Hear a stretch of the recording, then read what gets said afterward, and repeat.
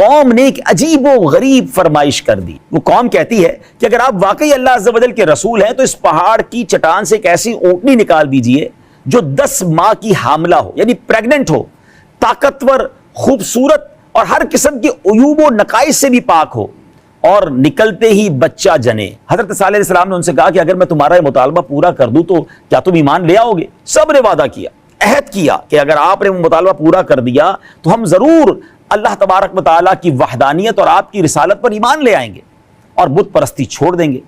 حضرت صالح علیہ السلام اللہ کے نبی، سچے نبی، آپ نے ہاتھ اٹھائے، اللہ کی بارگاہ میں دعا کی اور ایک چٹان کی طرف اشارہ فرمایا.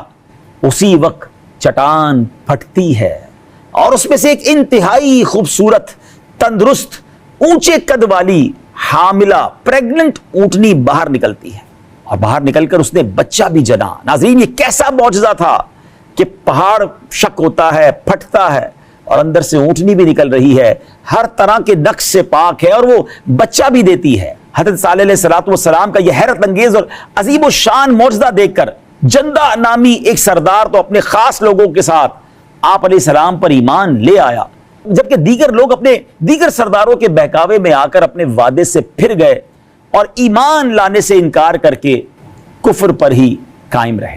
ناظرین، اب اس اونٹنی کے کچھ معاملے آپ کو بتاتے ہیں. کیسی امیزنگ یہ اونٹنی تھی کہ یہ اپنے بچے کے ساتھ میدانوں میں چرنے پھرنے لگی، اور آپ علیہ السلام نے قوم کو اس اونٹنی کے بارے میں چند انسٹرکشنز دی، چند ہدایات دی. وہ ہدایت بڑی نرالی تھی. آپ نے فرمایا کہ اس کو اس کے حال پر چھوڑ دو، یہ اللہ عز و جل کی زمین میں جہاں چاہے چرتی رہے، ڈو ناٹ ڈسٹرب اٹ. دوسرا، اسے برائی کی نیت سے ہاتھ نہ لگانا، نہ مارنا، نہ ہنکانا، اور نہ اسے قتل کرنا. تیسرا یہ کہ ایک دن اونٹنی اور ایک دن تمہاری باری ہے، لہٰذا جو دن اونٹنی کا ہے اس میں صرف اونٹنی ہی کنویں سے پانی پیے گی، اور جو دن تمہارا ہے اس میں تم پانی لینے آؤ.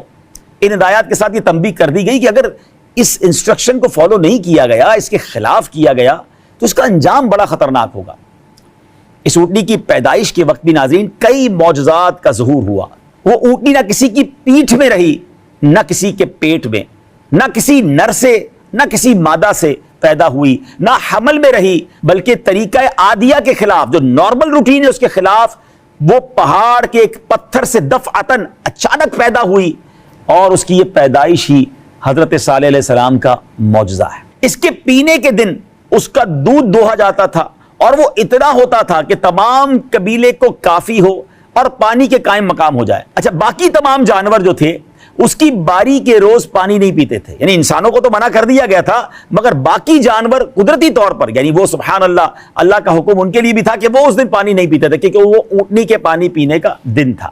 قوم سمود نے حضرت صالح علیہ السلام کے جو احکام تھے، انسٹرکشنز تھی، کچھ دنوں پر تو عمل کیا، مگر اپنی چراگاہوں اور مویشیوں کے لیے پانی کی تنگی انہیں محسوس ہونے لگی، تو وہ لوگ اونٹنی کو قتل کرنے پر متفق ہو گئے. اس کام کے لیے اپنے ساتھی قدار بن سالف کو منتخب کیا، جس نے اونٹنی کو پکڑ کر تیز تلوار سے اس کی کونچیں کاٹ کر اسے قتل کر دیا. اونٹنی کو قتل کرنے کے بعد ان لوگوں کی سرکشی اور بے باکی میں اور اضافہ ہوا. چنانچہ اس جرم کا ارتکاب کرنے کے بعد حضرت صالح علیہ السلام کے پاس آئے اور کہنے لگے، اے صالح، اگر تم رسول ہو تو وہ عذاب لے آؤ جس سے تم ہمیں ڈراتے تھے.